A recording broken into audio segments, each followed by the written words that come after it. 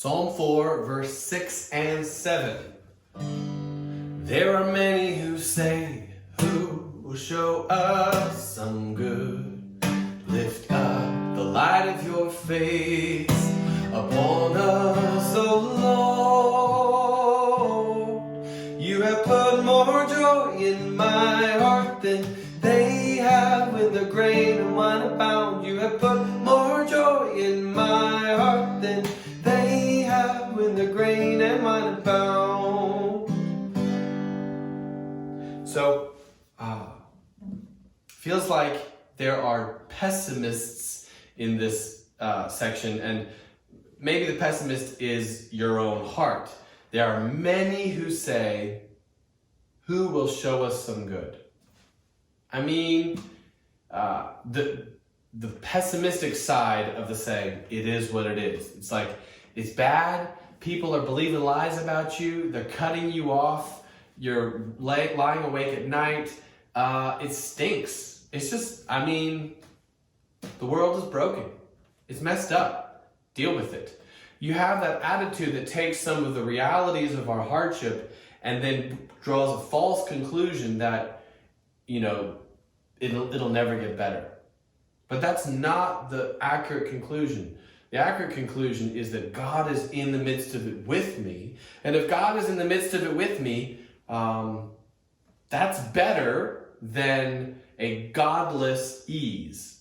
It's just better. There are many who say, who will show us some good? Lift up the light of your face upon us, O Lord. You have put more joy in my heart than they have when the grain and wine abound. You have put more joy in my heart than they have when the grain and wine abound. So, I have to guard against my natural inclination to just say, well, cut your losses. This is no good. It's never going to get better. And that's sort of a defense mechanism. It's a way to protect myself from deep hurt, because if you hope deeply, you can be hurt deeply.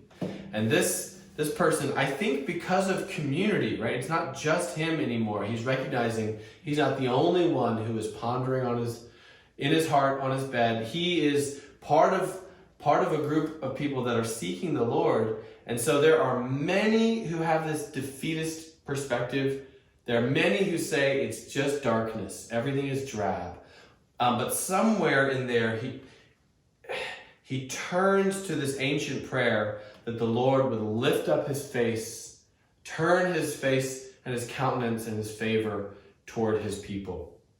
And I can't quite tell where the voice changes in this section. Maybe people are saying, the Lord will never look on you with favor. The Lord's not going to show up. Maybe they're saying that, and in the middle of that, I think David is grabbing their sarcasm and saying, no, the Lord will lift up the light of his face upon me.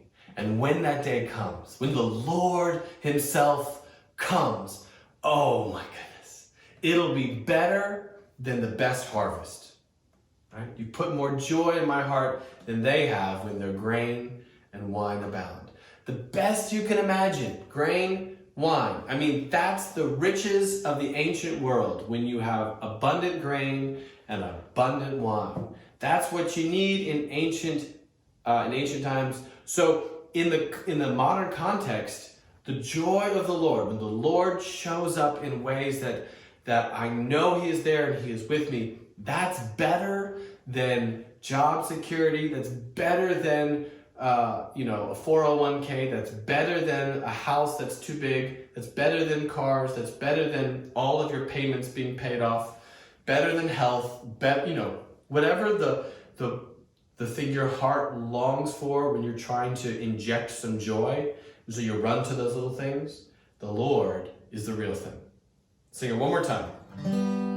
There are many who say, who will show us some good? Lift up the light of your face upon us, O Lord. You have put more joy in my heart than they have when the grain and wine abound. You have put more joy in my heart than they have with their grain and wine abound.